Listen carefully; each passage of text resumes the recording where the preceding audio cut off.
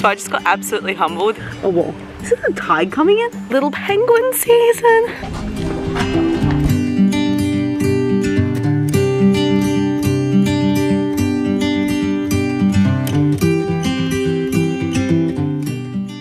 Hello, welcome back to another classic windy Tasmanian video. Behind me you can see the beautiful east coast of Tasmania, and I'm currently on the drive between Hobart and Bicheno, which is located about halfway up the Tasmanian east coast. Okay, so I've got to quickly hop in and completely humble myself right now.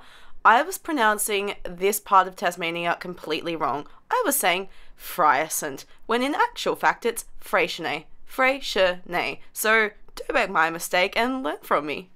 On today's agenda is the beautiful Wineglass Bay, Freycinet region, going past Swansea, seeing what I can see, and hopefully going on a hike. So hopefully this weather holds out. The weather's been a bit touch and go the last few days, so fingers crossed that this adventure is a sunny one.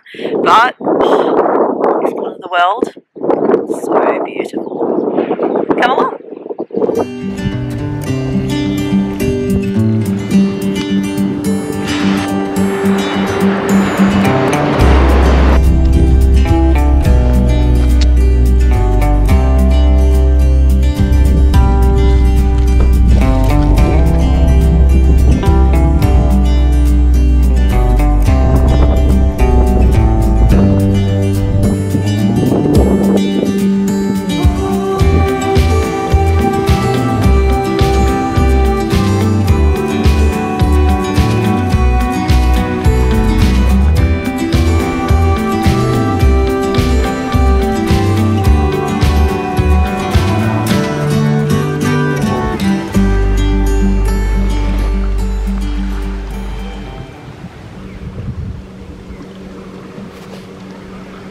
Okay, so we have finally made it to the Freycinet Honeymoon Bay region of Wineglass Bay.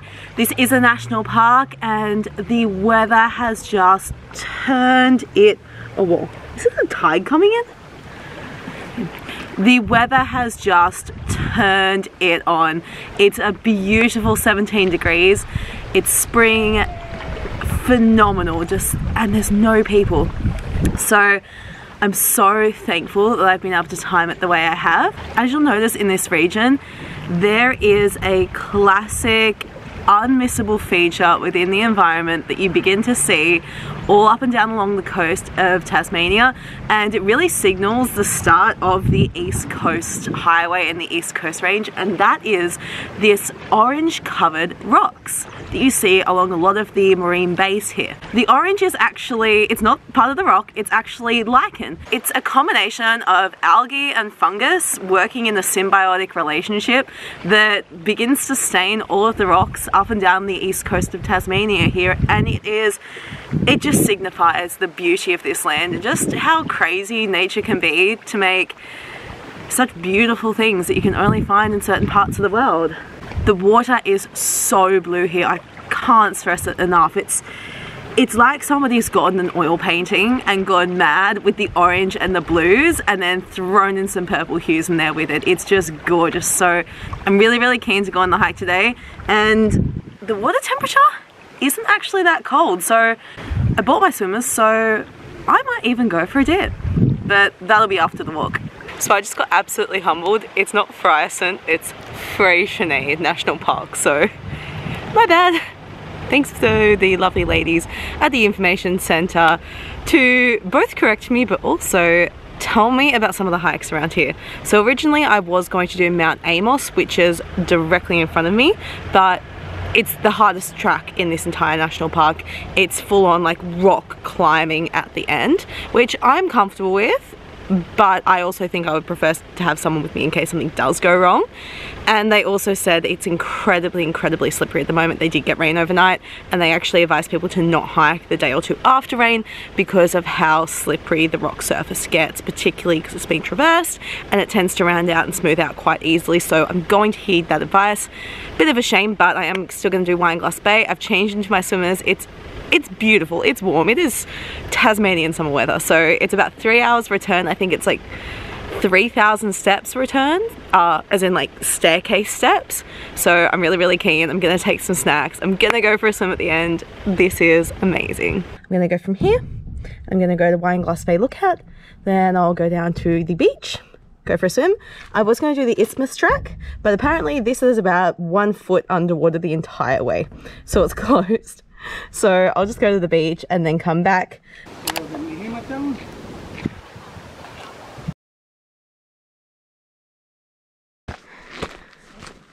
Now that we're walking, I actually have a pretty exciting announcement.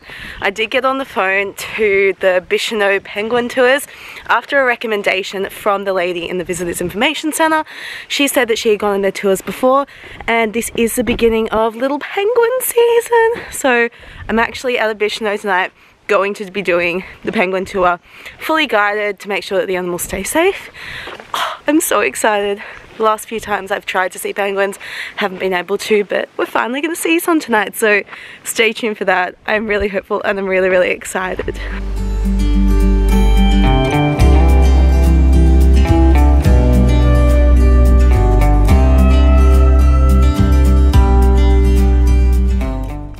Look at the leaching patterns, creating really cool patterns. You can see it in the rocks over there, all up in there. The top of Mount Amos, oh, that's very mossy and licheny. The top of Mount Amos is the same rock as this, so it's that granite, and it gets incredibly slippery when wet. So I can understand the apprehension of the ladies at the front desk. That's Wineglass Bay down there. From the top of Mount Amos, which is all the way up there, it looks like a glass of wine. If you guys remember from my Exploring the New England, the Cathedral Rock Walk, anyone remember what these are? They're called tors, a geologic formation. T-O-R-S, tors.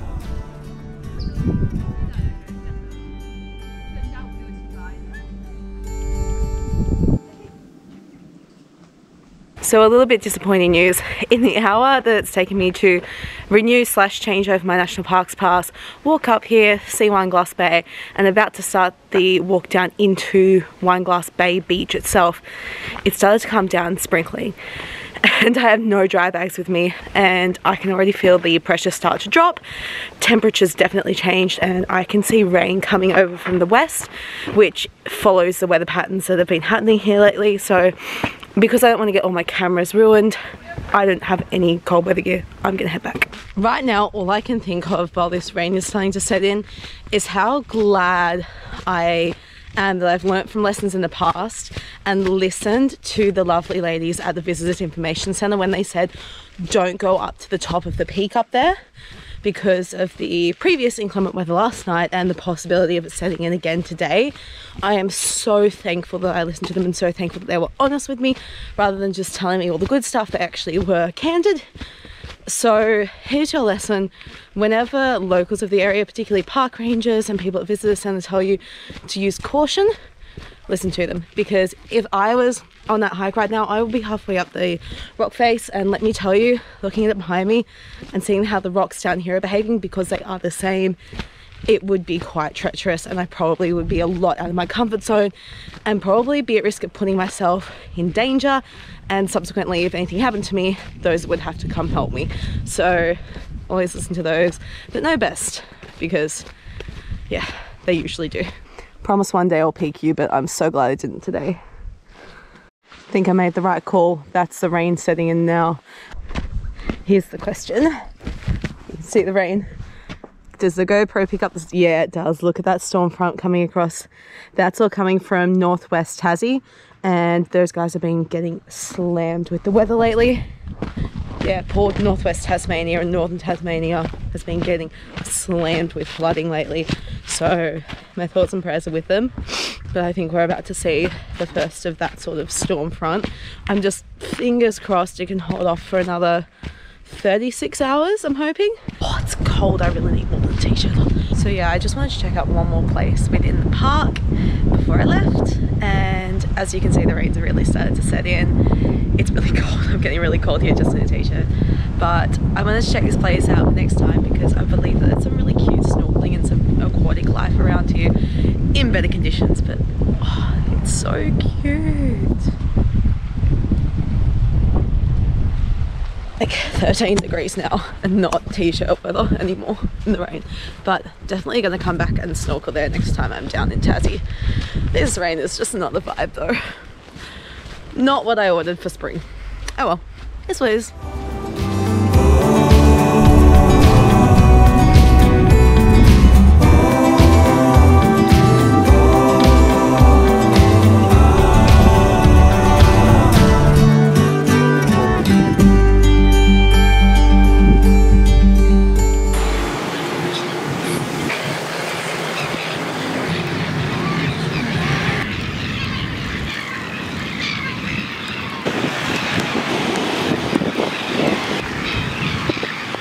So it's been raining all afternoon, the temperature's dropped.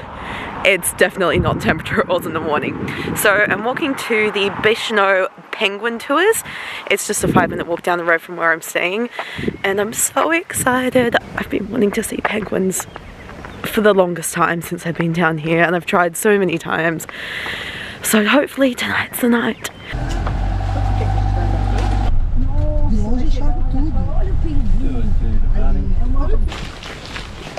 Those little penguins absolutely adore those rocks. Someone to go first, and you might actually see little penguins from the back kind of pushing someone to go first. It is a little bit funny watching them do that, but it does happen quite a bit. You go. Yeah, exactly. We're at about 400 grams. Quite a bit. I think about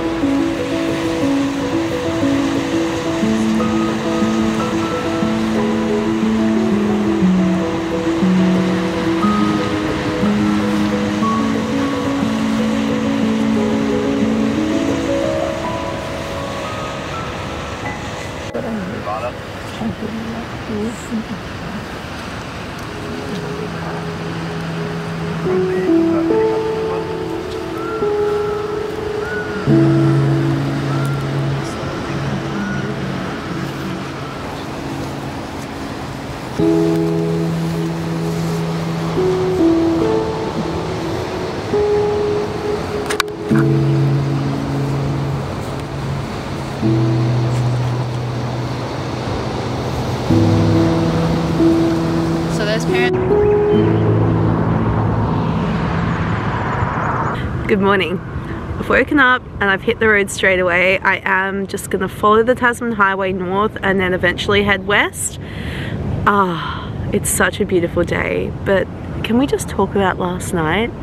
Those little penguins were just so adorable, and it was so great to learn about them and to see that these protected rookeries are still along the coast, but similarly that these organisations don't actually have that much interference. They still acknowledge them as wild birds, so they just let them do their thing whilst trying to keep out feral cats and dogs and ironically Tasmanian devils. I didn't even know that there was enough of a wild devil population here along the east coast to sustain being a proper predator, but I guess in a way they are the natural predators of little penguins, so they're not the worst. They do just try and keep out the stray dogs and cats because they are introduced and they are an issue, but It's just so magical. I was not expecting to see that many this early in the season, particularly since there has been some sea foam along the coast just from various storms, which does deter the little penguins, but so happy. But anyway, let's hit the road following the Tasman Highway and see where we end up.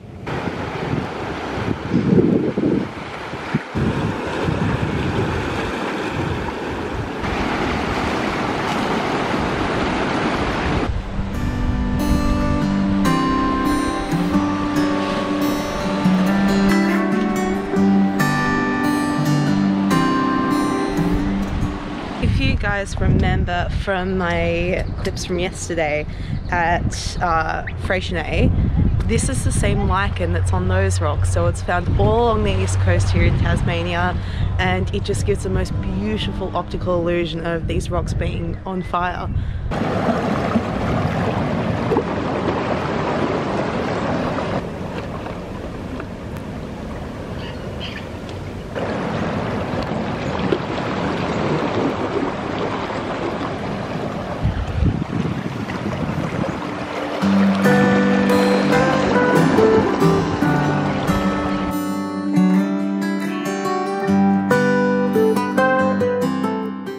So I've just arrived at my next little stop in on the way to Launceston.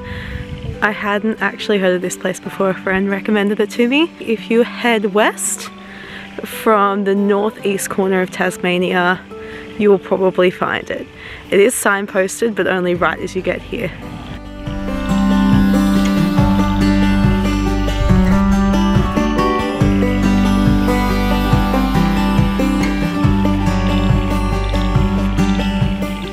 So despite the amazing colour of this water body, don't be fooled, don't go swimming in it. The reason it is such an iridescent bright blue is actually because of a high concentration of minerals in it, and these minerals don't necessarily work particularly well with skin and hair and the human health system. So a lot of that blue is from calcium carbonate, but you'll also find a lot of other minerals in there too that just, they're not the best. So this one's best to observe, but don't play.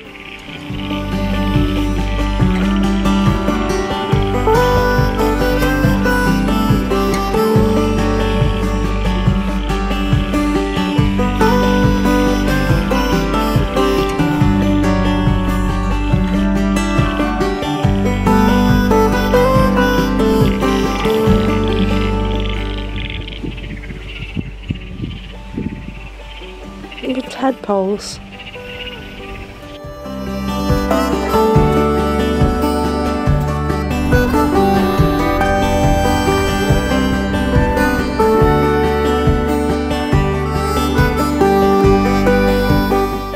So I've arrived in Launceston. That 2-day journey and taking your time was such a good idea. Now I know I missed so much along the journey. I also realised when I was halfway to the Bay of Fires I actually forgot to go to the Bicheno blowhole. I was intending to go at sunrise, but I wanted to sleep in. Anyway, I hope you guys enjoyed this video and follow along for a lot more content. There's plenty more to come. Also, don't forget to hit that subscribe button down below as it really helps my channel, and comment any places along the east coast of Tassie that you either have been or you want to visit. And hit that like button also, as it also helps really support my channel. I'll see you guys soon.